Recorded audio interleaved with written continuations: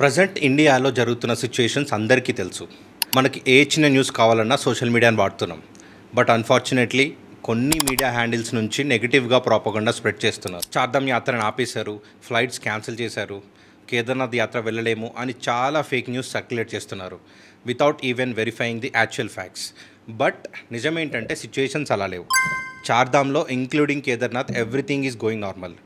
చాలామంది భక్తులు వెళ్తున్నారు, యాత్ర సక్సెస్ఫుల్గా రన్ అవుతుంది. మా గ్రూప్స్ ఆల్రెడీ అక్కడే ఉన్నాయి. 2 బ్యాచెస్ దర్శనం కూడా కంప్లీట్ చేసుకున్నారు సక్సెస్ఫుల్గా. We're constantly and keenly monitoring the situation on ground. Uttarakhand CM కూడా దాని గురించి క్లారిటీ ఇచ్చారు.